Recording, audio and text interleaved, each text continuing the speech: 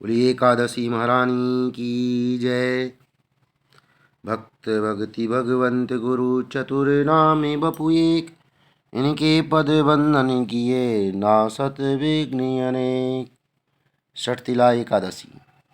माघ मास के कृष्ण पक्ष की एकादशी को षठतिला एकादशी कहते हैं।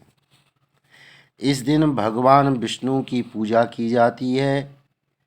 इस दिन काले तिल और श्यामा गाय के दान का विशेष महत्व है।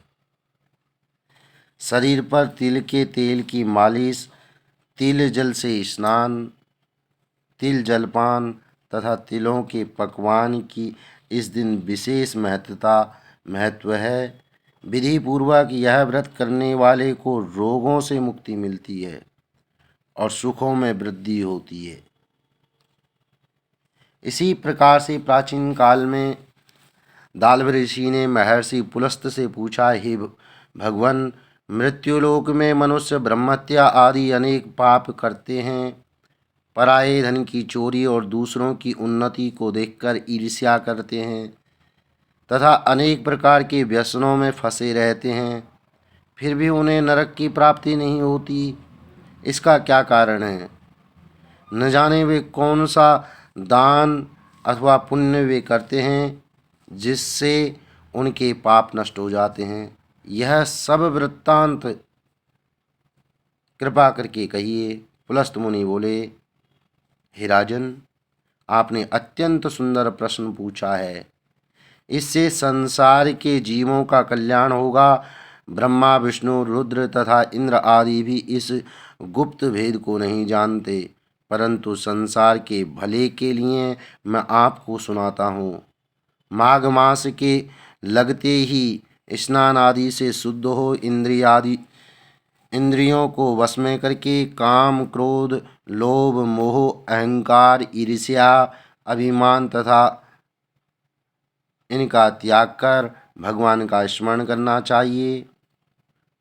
पुख्य नक्षत्र में गोबर, कपास, तिल मिलाकर उसके कंडे उपले बनाने चाहिए। उन उपलों से 108 बार हवन करना चाहिए। उस दिन मूल नक्षत्र हो, साथ ही एकादशी तिथि भी हो तो और भी श्रेष्ठ है। स्नान आदि नित्य क्रिया से निवृत्त होकर देवादिदेव श्री भगवान विष्णु का पूजन और एकादशी का व्रत करे। रात्रि को जागरण करना श्रेष्ठ है। उसके दूसरे दिन धूप, दीप, नैवेद्य आदि से भगवान का विधिवत पूजन करे। खिचड़ी का भोग लगाए। भगवान विष्णु का पूजन करके पेठा, नारियल, सीताफल और सुपारी सहित अर्घ्य देते हुए विनय करे, हे भगवान, आप दीनों को शरण देने वाले तथा इस संसार में फंसे प्राणियों का उद्धार करने वाले हैं। हे पुंडरीकाक्ष, आप लक्ष्मी सहित इस तुच्छ अर्घ्य को स्वीकार करें। इसके पश्चात जल से भरा हुआ कुंभ घड़ा ब्राह्मणों को दान करें।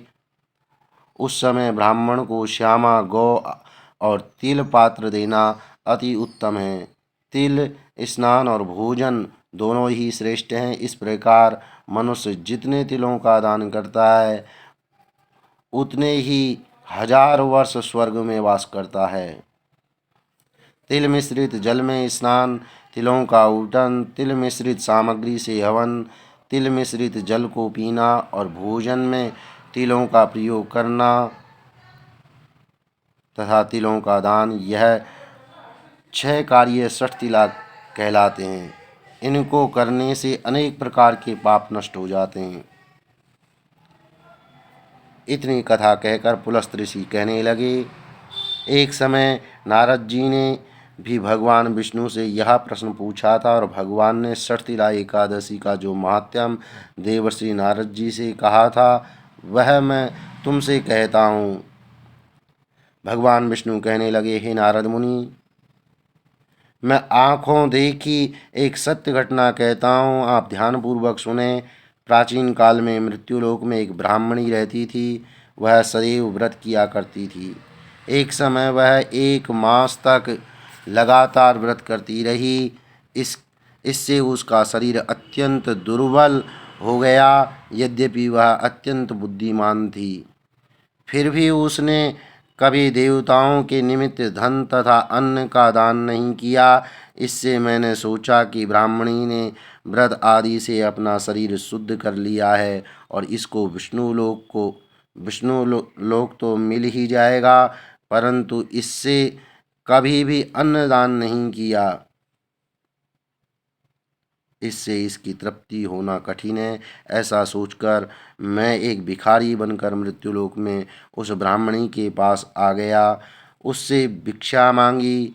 वह बोली, हे महाराज, आप यहाँ किस लिए आए हैं? मैंने कहा, हे ब्राह्मणी, मुझे भिक्षा चाहिए। इस पर उसने एक मिट्टी का ढेला मेरे भिक्षा पात्र में डाल दिया। मैं उसे लेकर स्वर्ग लौट आया। कुछ समय बीतने पर वह ब्राह्मणी शरीर त्याग कर स्वर्ग में आई। मिट्टी का दान करने से उस ब्राह्मणी को स्वर्ग में सुंदर महल मिला, परंतु उसने अपने घर को अन्न आदि से सामग्रियों से सुन्न पाया। तब वह मेरे पास आकर बोली, हे भगवान, मैंने तो अनेकों व्रत आदि द्वारा आपकी पूजा की, परंतु फिर भी मेरा घर अन्न आदि से शून्य क्यों है? मैंने कहा, पहले तुमने अपने अपने घर जाओ। देवताओं की स्त्रियां तुम्हें देखने के लिए आएंगी। उनसे षठतिला एकादशी का पुण्य और विधि सुन लेना, तब ही द्वार खोलना।